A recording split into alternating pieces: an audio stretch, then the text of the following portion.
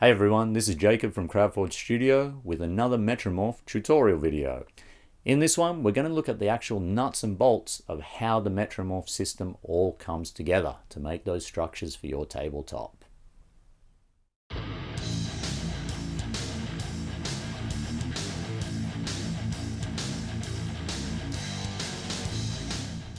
Joining things together is really straightforward. You get the pieces you want to join and then slide the clip first onto one element, in this case a floor section, into any of these grooves here, and then taking the other element, like this wall, slot the clip into any of its corresponding grooves. Before getting into the actual mechanics of joining pieces, I want to talk about some core concepts of the system.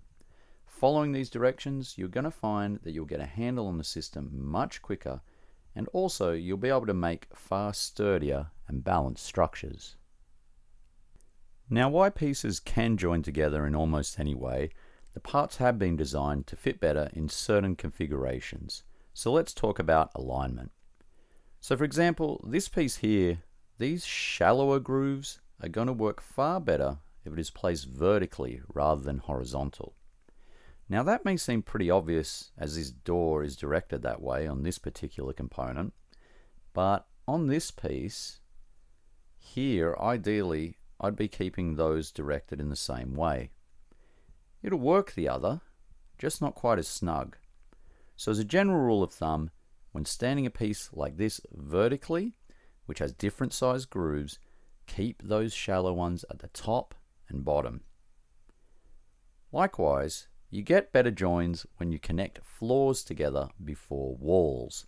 So for example, if I wanted to put these pieces together like this, I'd first slide the floor sections together until they fit flush, and then insert the wall last.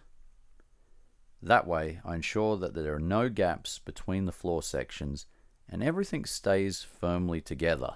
Now, regarding stability, when you go to build up, you want to ensure you have at least two vertical elements supporting the floor above it, and these two elements should be positioned opposite each other. Say I wanted to raise this floor section.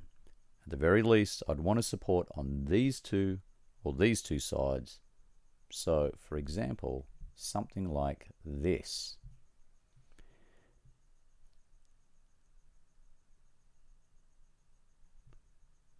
Now, I can get away with not having the support placed opposite each other in some smaller examples, like with a floor section of this size. But in bigger examples, those two supports are not going to be enough to hold weight in a balanced way. It's easily remedied though by adding extra support anywhere on those opposite sides. But it is something you should be considering when putting together your own structures.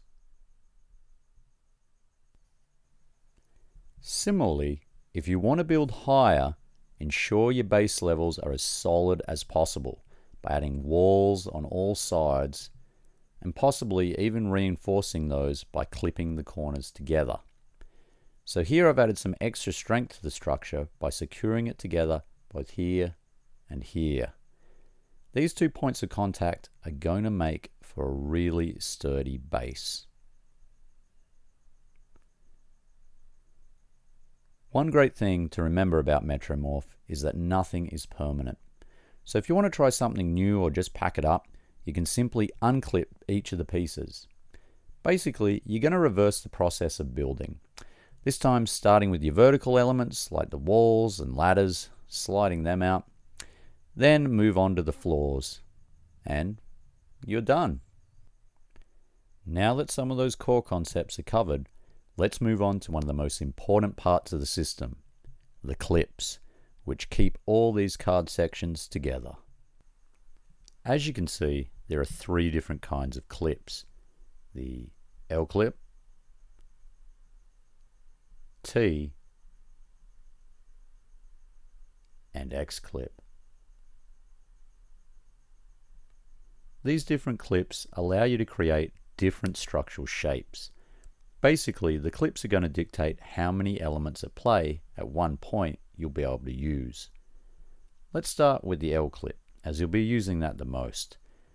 Use this one when you want to make your most simple of joins at a 90-degree angle, where you're just focused on bringing two elements together, like if you want to join a floor to a wall,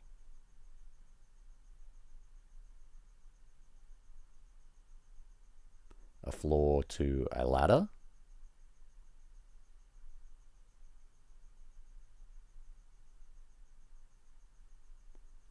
a wall to a wall at a corner,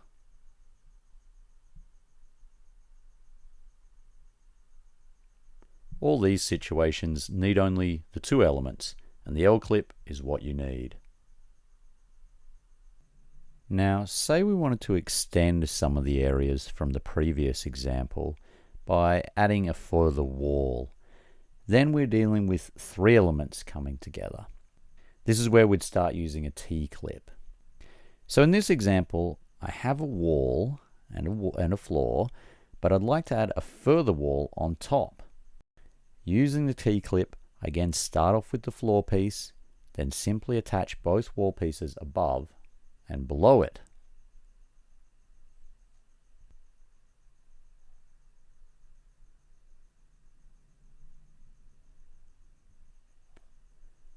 Similarly, I want to have these three walls coming together at one point here. So I can use a T-clip to fasten them all together.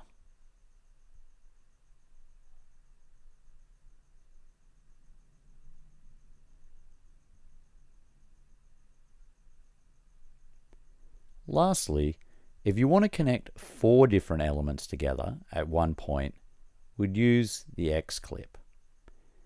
A good example of its use is where I want to have two walls on top of each other with a floor between them, and I want to add a landing also.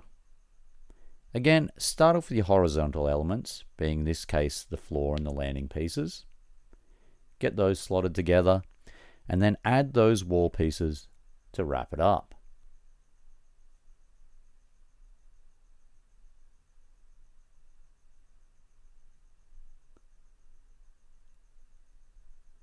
Likewise, if I wanted to join four wall elements together, I would use the X-clip to do so. Just slot each one in, and they'll soon be good to go.